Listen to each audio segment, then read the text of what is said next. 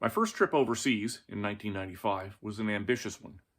I did a month-long solo hike across northern England, starting on the shore of the Irish Sea in Blackpool and finishing on a cliff overlooking the North Sea in Whitby.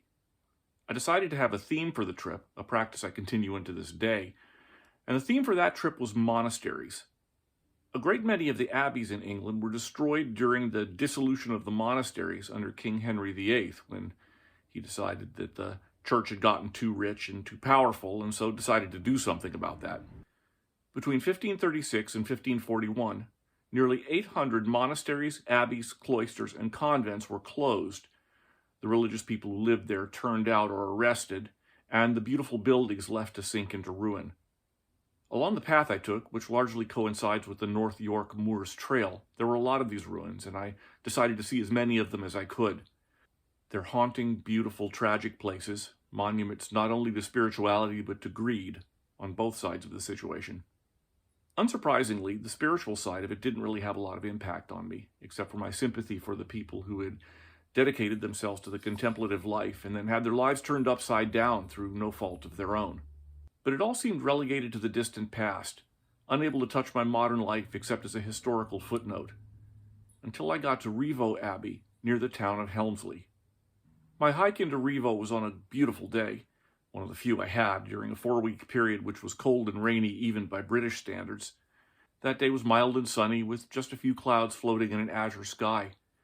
As I crested the top of the line of hills and looked down into the little valley where Rievaulx sits, I was absolutely dumbstruck. It wasn't just because of the place's beauty, although beautiful it certainly is.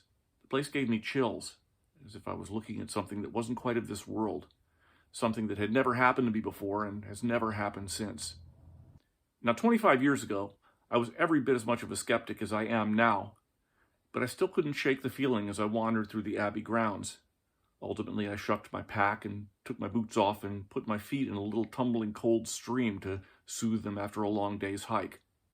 And as I sat there, I kept thinking about the men and women who had lived here, whose lives had been shattered, and I could still somehow feel their presence around me. During my visit, I struck up a conversation with a friendly middle-aged couple, and ultimately they asked me to have mid-afternoon tea with them. I told them about my odd sensations, and the woman said, "Oh yes, lots of people feel that way about Rievaulx. You get the impression that it's not sacred because there's an abbey there, but they built the abbey there because the place was already sacred." I have never been able to explain what I felt during that visit, other than my rational mind's certainty that the beauty of the place and its history overcame me for a while.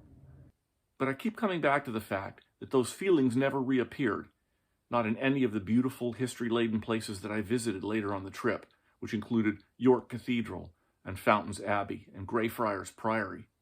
There was something different about Rievaulx, but what that something different was, I never was able to put my finger on. The Scots call spots like Rievaulx thin places. There's a veil between us and the other world, the legend goes, but in some places the veil is thin, and when you're there, you can catch a glimpse of what's beyond. There's something more there than meets the eye. Places like that aren't haunted, they say, at least not in the conventional sense. But still, you can't go to a spot like that and come away unscathed. I won't say that my visit to Rievaulx left me convinced that there's some kind of ineffable otherworld. After all, here I am over 2 decades later, still talking about rationalism and skepticism and casting a wry eye on beliefs to the contrary. But something happened to me in that little valley, whether it was being near a thin spot in the veil or the beauty of the place and its history just acting on my often overwrought imagination. And while I don't agree with his basic assumption, the experience always reminds me of a quote by the Romanian philosopher Mircea Eliade, which has a strange resonance for me. Man becomes aware of the sacred because it manifests itself, shows itself, as something wholly different from the profane. In each case, we are confronted by the same mysterious act, the manifestation of something of a wholly different order, a reality that does not belong to our world, in objects that are an integral part of our natural, profane world. If you enjoyed this video, please give us a thumbs up. Our resources are down there, and please subscribe to our channel. Thank you.